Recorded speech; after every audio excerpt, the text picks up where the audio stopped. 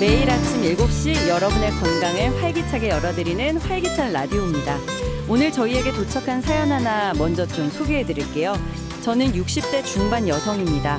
얼마 전 건강검진에서 혈압이 높다는 진단을 받았어요. 평소 국이나 찌개를 좋아해서 식탁이 없으면 밥 먹기가 힘들 정도인데 의사 선생님은 싱겁게 먹으라고만 하시니 막막합니다.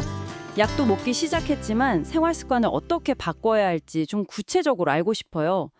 네, 방금 들으신 사연처럼 고혈압 진단 받으시고 특히 식습관 때문에 고민이신 분들 정말 많으실 텐데요. 오늘 활기찬 라디오에서는 혈압 관리를 위해서 우리가 꼭 피해야 할 생활 습관들 어떤 것들이 있는지 자세히 알아보겠습니다. 안녕하세요, 허민 기자입니다. 듣기만 해도 건강해지는 치료하는 라디오와 함께해 주셔서 감사합니다. 2025년 8월 26일 화요일 아침입니다. 청취자 여러분, 오늘 건강은 좀 어떠신가요? 이 늦여름과 초가을 사이 일교차가 정말 커지는 요즘 같은 날씨에는요. 특히 건강관리에 더 신경 쓰셔야겠습니다. 오늘도 변함없이 메디컬 전문기자 신아람 기자님과 함께하겠습니다. 네, 안녕하세요. 신아람입니다. 고혈압을 흔히 소리 없는 살인자라고 부르잖아요. 이게 별다른 증상 없이 찾아와서 더 위험하다 이렇게 들었는데 왜 그렇게 불리는 건가요? 좀 무섭기도 하고요. 네, 그 별명이 사실 고혈압의 특징을 아주 잘 보여주는 말이죠. 그 혈압이 높아도 뚜렷한 증상이 없는 경우가 대부분이거든요. 그래서 많은 분들이 그냥 괜찮겠지 하고 심각성을 잘 모르고 방치하기가 쉬워요. 증상이 없으니까 더 방심하게 되는군요. 네, 맞습니다. 하지만 그 조용한 사이에도 우리 혈관은 계속 손상을 입고 있거든요. 결국에는 심장병이라든지 뇌졸중, 또 신장질환 같은 정말 치명적인 합병증으로 이어질 수가 있습니다. 그래서 소리 없는 살인자라고 부르는 거죠. 겉으로는 멀쩡해 보여도 속은 병들고 있을 수 있다는 그런 뜻입니다. 듣고 보니 정말 관리가 중요하겠다는 생각이 드네요. 그럼 사연 주신 분처럼 약을 먹기 시작하면 이제 좀 안심해도 되는 걸까요? 아니면 그래도 생활 습관 개선이 여전히 중요할까요? 약물 치료도 물론 중요하죠. 하지만 약에만 의존하는 건 절만의 관리라고 할 수 있어요. 여러 자료들에서 공통적으로 강조하는 게 바로 이 생활 습관 개선의 중요성입니다. 특히 체중 관리 효과가 생각보다 상당한데요. 체중이요? 네.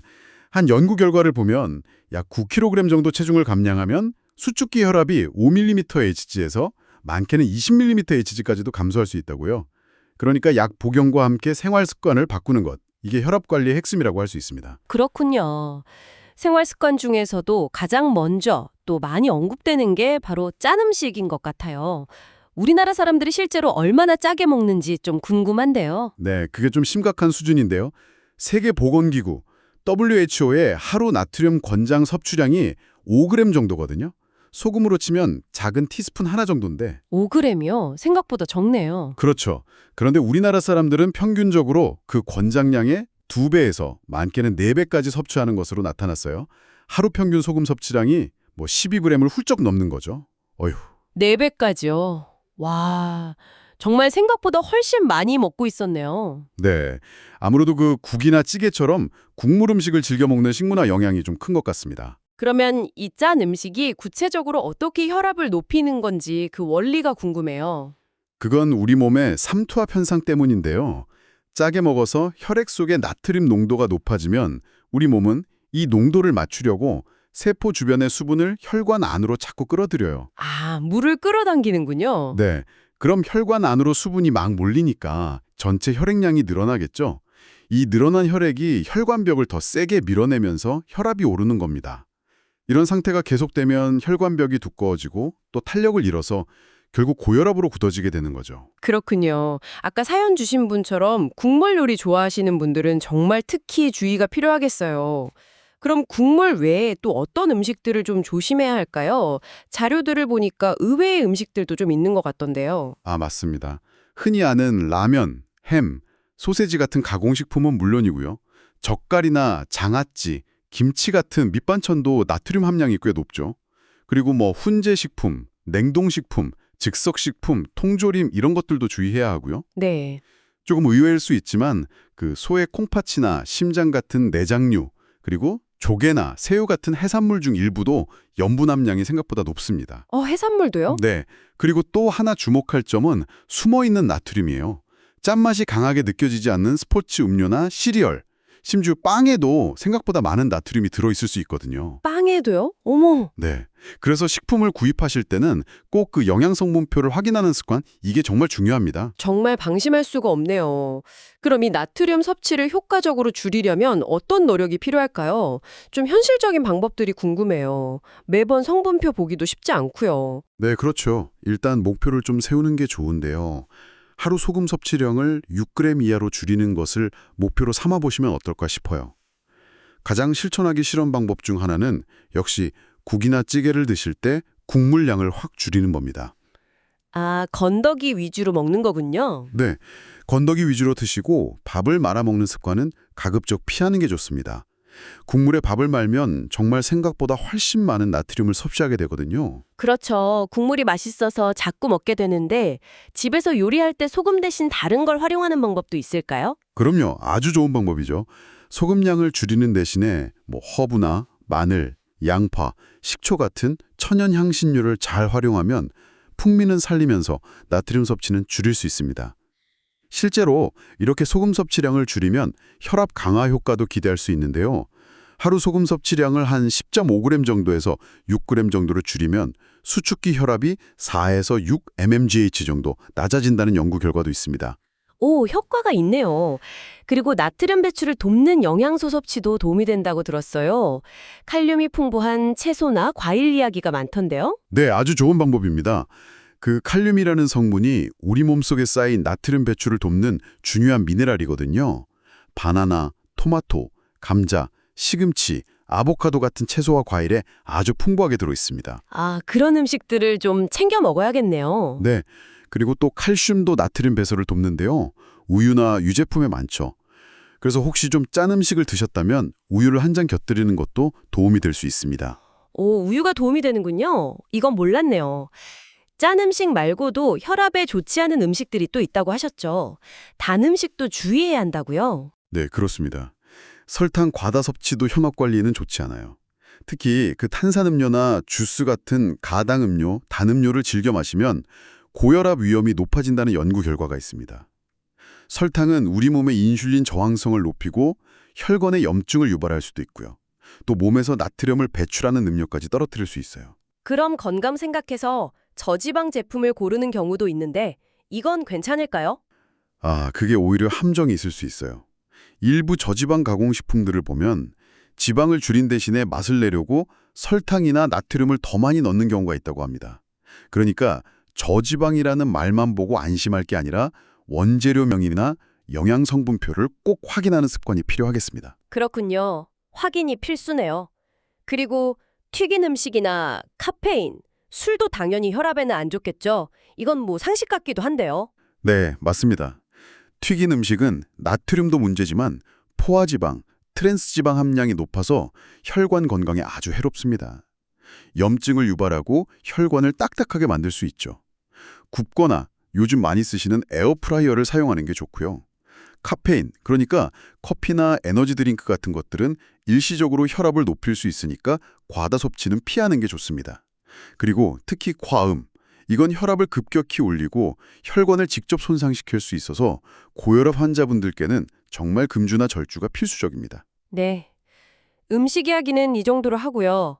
음식 외에 생활 방식에서 고혈압을 악화시키는 습관들도 좀 짚어주시죠. 운동 부족이나 비만 문제, 이것도 심각하죠. 네, 그렇습니다. 운동 부족과 비만은 고혈압의 아주 강력한 위험 요인이라고 할 수 있어요. 비만하면 고혈압뿐만 아니라 뇌졸중 위험도 2배나 높아진다는 보고도 있습니다. 그러니까 꾸준한 운동으로 적정 체중을 유지하는 것이 정말 중요합니다. 어떤 운동이 혈압 관리에 도움이 될까요? 무조건 막 힘든 운동을 해야 하는 건 아니죠? 격렬한 운동보다는 꾸준한 유산소 운동이 핵심입니다. 걷기나 자전거 타기, 수영 같은 운동을 하루 30분 정도, 일주일에 5회 이상 꾸준히 하시면 혈관 탄력을 높여서 혈압 조절에 큰 도움이 됩니다. 아, 꾸준히 하는 게 중요하군요. 네, 가벼운 근력 운동을 병행하는 건 좋은데요. 다만 무거운 역기를 드는 것처럼 순간적으로 힘을 아주 많이 쓰는 운동은 혈압을 급격히 올릴 수 있으니까 좀 피하는 것이 좋습니다. 그렇군요. 그럼 흡연이나 수면 부족도 영향이 크다고 들었습니다. 네, 맞습니다. 흡연은 혈관을 직접 수축시켜서 혈압을 높입니다. 금연은 당연히 필수고요. 간접 흡연도 피해야 합니다. 수면 부족도 문제입니다. 하루 6시간 미만으로 자는 사람은 고혈압 위험이 2배 가까이 높아진다는 연구 결과도 있어요. 2배나요? 잠을 잘 자야겠네요. 네. 하루 7시간 이상 충분히 주무시고 또 수면의 질을 높이려는 노력도 중요합니다. 예를 들면 낮에 햇볕을 좀 쬐고 저녁 시간에는 과식이나 과음, 흡연을 피하고 심실 습도를 적절히 유지하는 것 등에 도움이 될 수 있습니다. 스트레스 관리도 빼놓을 수 없겠네요. 현대인들 스트레스 많이 받는데. 네. 스트레스를 받으면 순간적으로 혈압이 오르죠. 이게 만성 스트레스가 되면 고혈압 관리에 당연히 좋지 않습니다. 명상이나 심호흡, 규칙적인 생활 습관 등으로 스트레스를 잘 관리하는 것이 필요합니다. 요즘처럼 이렇게 일교차가 크거나 아니면 추운 겨울철에는 특히 더 조심해야 할 점이 있다고 하던데요. 부담을 줄 수 있어요. 특히 겨울철 목욕이나 온천욕 하실 때 히트쇼크라고 하죠. 이걸 조심해야 합니다. 뜨거운 물에 있다가 갑자기 차가운 곳으로 나오면 혈압이 급격하게 변하면서 아주 위험할 수 있거든요. 아찔하네요. 네. 그래서 40도 이하의 미지근한 물로 샤워하시는 게 좋고 외출 시에는 모자나 장갑 등으로 보온에 신경 쓰는 것이 좋습니다. 그리고 또 하나, 화장실에서 갑자기 힘을 주는 행동도 위험할 수 있습니다. 고혈압약 부작용으로 변비가 생기는 경우가 종종 있는데 이때 무리하게 힘을 주면 뇌졸중 위험이 커질 수 있어요. 평소에 수분이나 식이섬유 섭취를 늘려서 변비를 관리하는 것이 중요합니다. 필요하면 의사 선생님과 상의하시고요. 네, 오늘 이야기를 쭉 들어보니까 고혈압 관리는 정말 어느 하나 소홀히 할 수 없는 종합적인 생활 습관 개선이 답이라는 생각이 드네요. 약에만 의존할 게 아니라 오늘 짚어본 것처럼 짜고 단 음식 줄이고 금연하고 절주하고 꾸준히 운동하고 잠도 충분히 자고 스트레스 관리까지. 아휴, 정말 일상 속 작은 노력들이 꾸준히 쌓여야 하는 거군요. 네, 맞습니다. 당장의 혈압 수치를 조절하는 것도 중요하지만 이런 노력 하나하나가 결국에는 뇌졸중이나 심근경색 같은 정말 무서운 합병증을 예방하는 가장 확실한 길이라는 점을 꼭 기억하시면 좋겠습니다. 물론 정기적인 혈압 측정과 건강검진도 꾸준히 하셔야 하고요. 네, 오늘 치료하는 라디오는 여기까지입니다. 청취자 여러분 모두 건강한 하루 보내시길 바랍니다. 저희는 다음 시간에 더 유익한 건강 정보로 찾아뵙겠습니다. 오늘 저희가 이야기 나눈 이런 습관들 외에도요. 혹시 청취자 여러분께서 생활 속에서 이런 습관도 혈압에 좋지 않더라 하고 직접 경험하신 것이 있다면 무엇일까요? 우리 몸은 생각보다 더 많은 신호를 보내고 있을지도 모릅니다. 그 신호에 귀 기울이는 하루 되시기 바랍니다.